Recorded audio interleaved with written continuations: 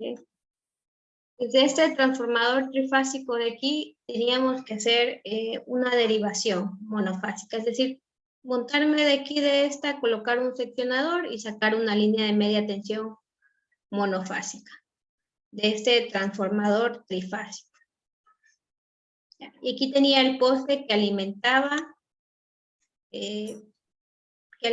ese transformador. Resulta que las personas que hicieron esta instalación, esto al momento de conectarse es como cuando hacemos en electrónica. Tenemos que conectar a jacks, ¿verdad? Y muchas veces, a veces utilizamos conectores. Ustedes utilizan los famosos jumpers, ¿verdad? Son cables que ya tienen puntas acabadas, muy bonitas, ¿verdad? No es como ese conductor que viene varios hilos y usted tiene que enrollarlo y colocarlo, ¿no? Los jacks que ustedes manejan, pues son bastante finos. Entonces, por ejemplo, aquí no le habían hecho el conector. Hay que colocarle un conector al cable y aplastarlo, ¿verdad? Para que quede bien puesto el conector. Entonces, como ellos no habían hecho bien esta punta terminal de aplastarlo lo suficientemente bien para que quede bien adherido el conector a la punta del cable, estaba filtrando agua de aquí, de los cables, a través de los cables llegaba agua al transformador.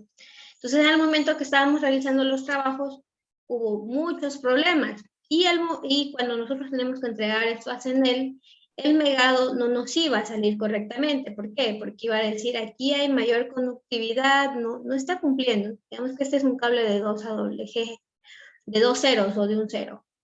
Entonces dice, aquí hay un problema. Resulta que la humedad no me iba a dejar cumplir con los parámetros y las normativas. Entonces, ¿qué toca esperar? A que haga buen clima, que haga buen sol y nosotros remediar estas puntas terminales. Entonces, por eso siempre es bueno hacer comprobaciones previas cuando vamos a hacer este tipo de trabajos, ¿sí? Para después nosotros tener de dónde justificarnos, ¿no? Nunca nos iba a salir el megado correcto del cable, ¿sí? Su conductividad, su debida resistencia, de acuerdo a su medida. ¿Por qué?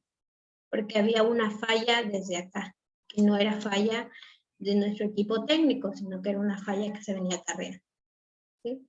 Entonces, de ahí, pues, por eso es que se engloba esto como un trabajo, ¿no? Porque es algo muy cotidiano en trabajos eléctricos, los trabajos de maniobra, ¿sí?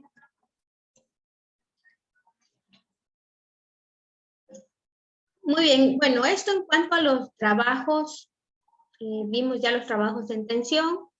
Aquí engloba trabajos de proximidad, pero vimos que es lo mismo que un trabajo a distancia, porque se utilizan las pérdidas. Y las maniobras y ensayos. Y por último vamos a ver los trabajos con riesgos de incendio y explosión. Los trabajos con riesgos de incendio y explosión se denominan atmósferas ATEX, ¿sí? Que viene, esta palabra ATEX, viene de AT, que significa atmósfera, y EX, que es de explosión, ¿no? Entonces, por eso se conoce o se engloba como atmósferas ATEX, ¿sí? ¿Cuál puede ser una atmósfera ATEX? Pues una de ellas puede ser la que se encuentra en presencia de combustibles. Podríamos decir que en este ejemplo sería una gasolinera, ¿verdad? Porque en la gasolinera hay bastantes combustibles, no solo en los tanques de despacho, sino que también debajo del suelo, ¿verdad? Porque debajo del suelo es donde están las bodegas donde se almacena el combustible, ¿sí? Entonces, como quien dice, una gasolinera es como una bomba de tiempo, ¿no? Entonces hay que tomar siempre las debidas precauciones.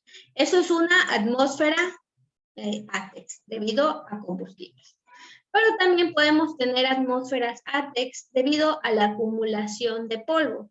Entonces, por ejemplo, podríamos decir que una panadería, ¿sí? Una panadería es una atmósfera ATEX porque siempre hay harina, polvo, que de alguna forma puede acumularse, ¿verdad? En algunos equipos, ¿sí? En algunos equipos eléctricos y deteriorarlos y con ese deterioro provocar algún tipo de incendio y explosión. Entonces, cuando hablemos de atmósferas ATEX, lo vamos a tener que englobar entre estos dos tipos. O bien es una atmósfera ATEX porque está en presencia de combustible, o bien porque está en presencia de polvo. Para poder trabajar en este tipo con riesgos de incendio y explosión, aparte del riesgo eléctrico, le sumamos el riesgo de incendio y explosión, tendremos que hacer una clasificación de la zona de trabajo. ¿Okay? Si está en presencia continua del combustible, va a ser una zona de trabajo tipo 0. Si está ocasionalmente, tipo 1, y si está eventualmente, tipo 2. Por ejemplo, si hablamos de la gasolinera, se engloba en una atmósfera o una zona de riesgo del tipo 0, ¿verdad? En el caso de la gasolinera.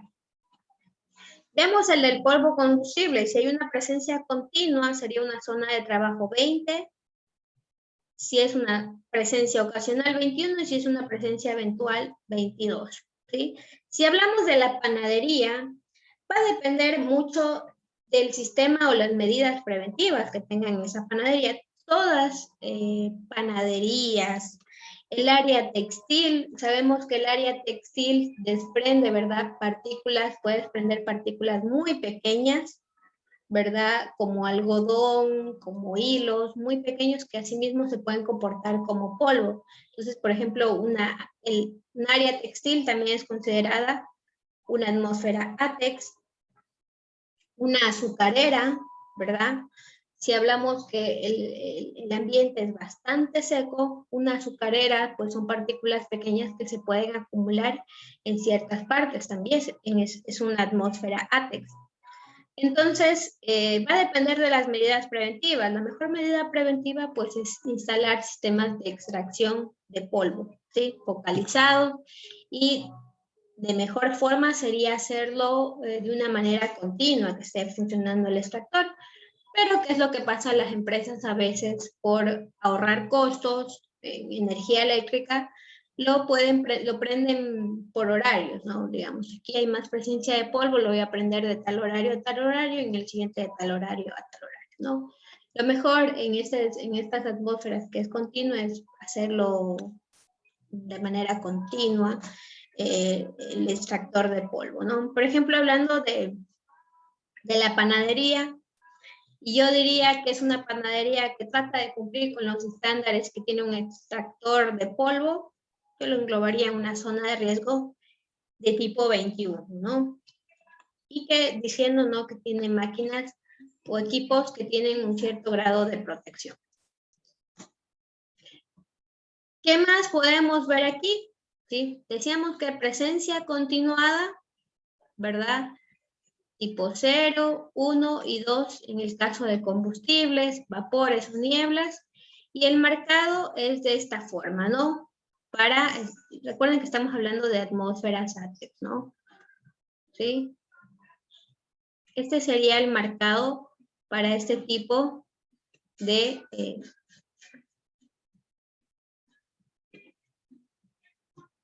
atmósferas sensibles, ¿no? Y hablamos que en presencia de polvo, el marcado sería de esta forma, ¿sí?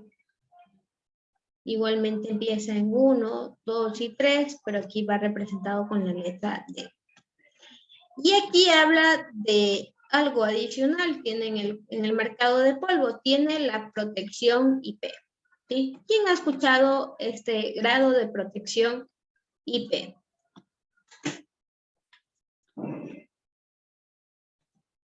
¿Quién ha escuchado de eso? ¿Nadie? No. ¿Qué cosa, profe? La protección IP. Protección IP.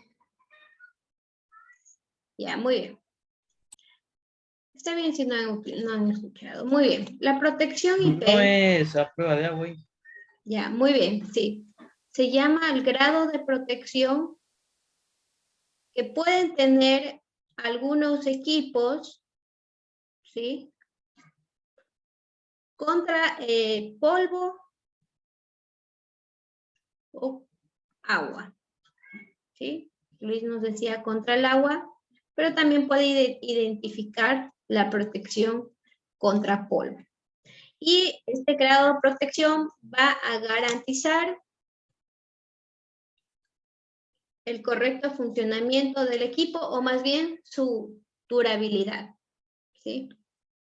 Hablemos, por ejemplo, de una bomba que está siempre en el patio, a la intemperie, pues normalmente se viene con un grado IP65, digamos que esa bomba va a estar bajo lluvia, bajo polvo que suelen haber en las partes externas y al estar expuesto a todos estos parámetros no va a sufrir daño, ¿sí? Vamos a entrar un poquito en detalle qué es el grado IP. El grado IP es una normativa internacional que significa protección internacional, ¿no? Pero se conoce como grados de protección IP. El primer número que nosotros tenemos representa el nivel de protección contra el ingreso de objetos sólidos, es decir, contra polvo. ¿Sí? Nosotros aquí lo vamos a englobar contra polvo.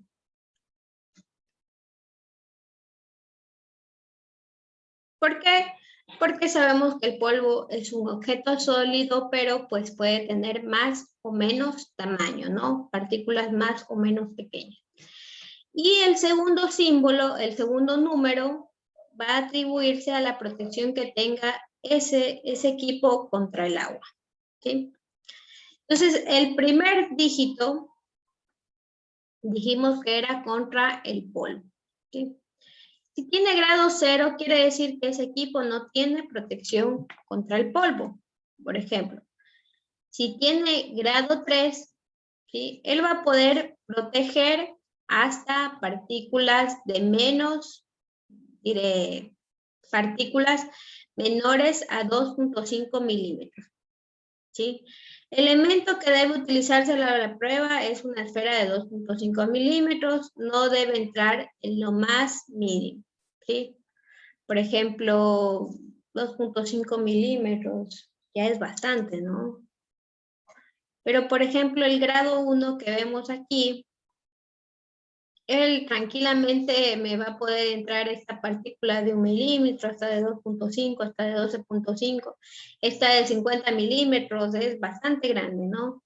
Entonces, la protección de grado 1, pues sí deja pasar, ¿no? Tiene un filtrado mucho más grande, digamos, por así decirlo, como un colador mucho más grande, ¿no? Entonces va a dejar pasar partículas más grandes. Y, por ejemplo, si vemos el grado 5, tiene protección contra polvo, ¿sí? Pero no es completa, no es absoluta, ¿sí? Y va a depender, bueno, aquí lo que nos dice es que no va a interferir con el funcionamiento, con el correcto funcionamiento del equipo, ¿sí? Y, por ejemplo, el grado 6, este sí tiene una protección completa contra el polvo y bajo ninguna circunstancia va a ingresar, ¿sí?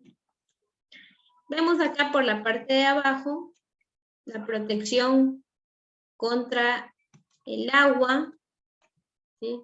Cuando hablamos de protección contra el agua, va a definirse, por ejemplo, por un goteo, digamos que esta bomba va a estar en la intemperie y va a estar bajo la lluvia, entonces las gotas de agua le pueden afectar, sí o no, agua nebulizada, chorros de agua. Imagínense un equipo que si le pongo un chorro de agua no le entre agua, pues yo diría que con un grado de protección 4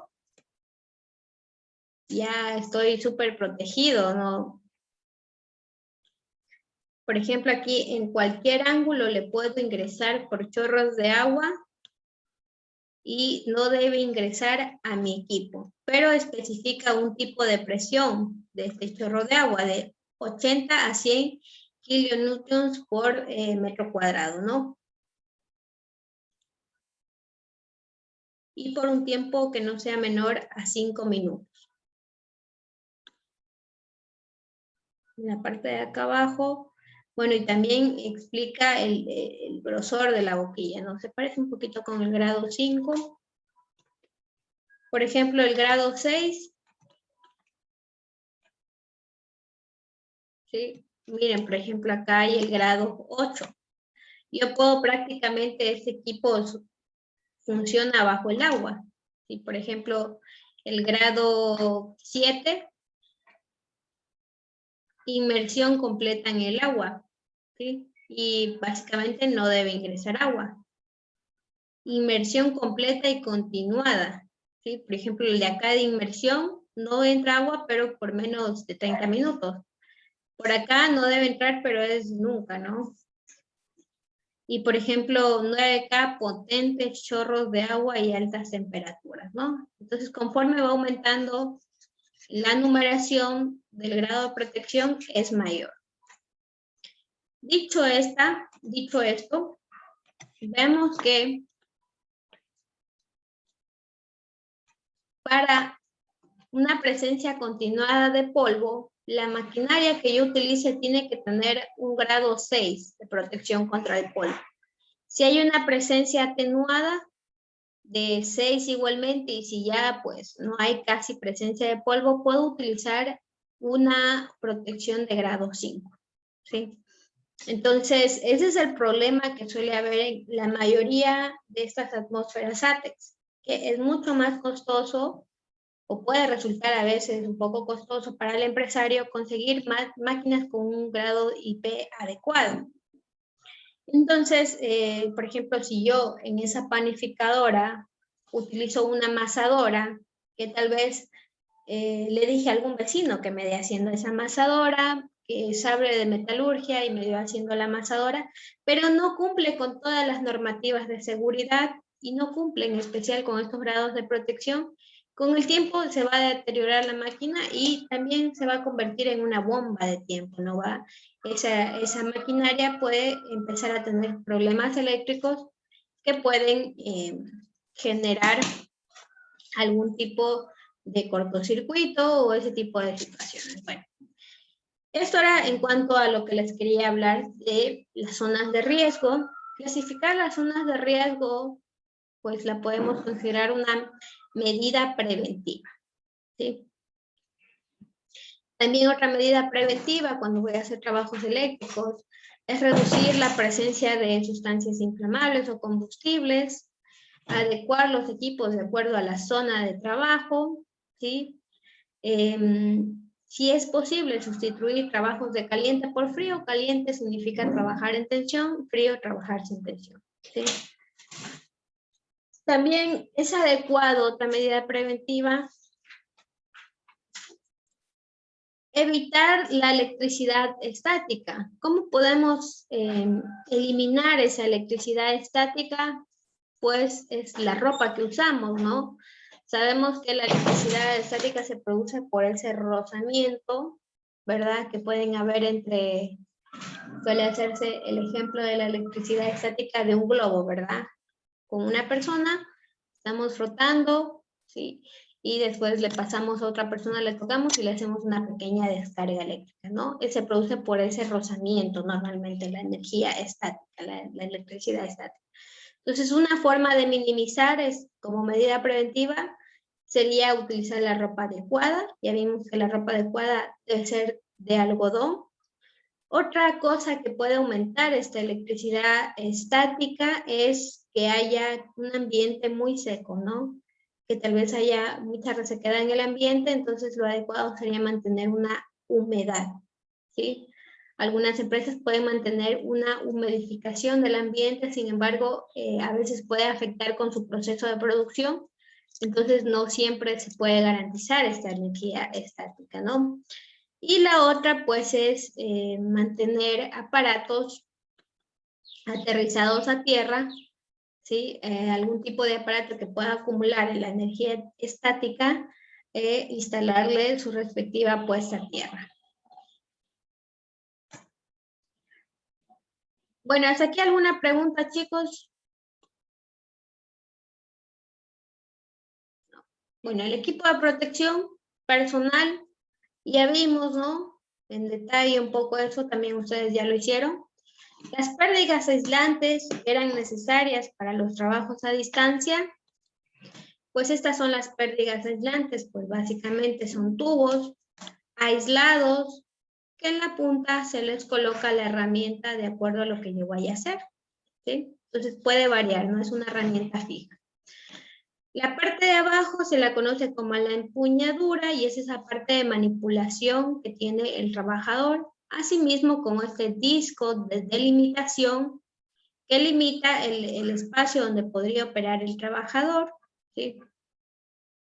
Bien puedo empuñar en la parte final o puedo también empuñar en esta parte, ¿no? ¿Qué nos dice la parte de empuñadura? Que es la parte de la pértiga, comprendido entre el disco de delimitación y la parte inferior del elemento, ¿no? El disco de delimitación es un resalte, vemos aquí, es este resalte, situado sobre la pértiga aislante, delimitando de forma clara la empuñadura y la zona de trabajo, ¿sí? Entonces, lo ideal sería que yo por aquí coloque mi manito y trabaje en este punto, ¿verdad? Bueno, no se ve muy bien, pero bueno, en este punto. Ya le dañó un poco ahí. Ya, por ejemplo, acá podríamos decir que esta es nuestra zona de trabajo, ¿sí? Y de ahí hay un tramo aislado que puede aumentar o disminuir, ¿sí? Tiene diferentes para generar diferentes niveles. Y en la parte final se acopla la herramienta, de acuerdo a lo que nosotros vayamos a hacer, ¿sí? Y esto es todo lo que podríamos hablar de la parte de riesgos eléctricos, ¿sí? ¿Hasta aquí alguna pregunta, chicos?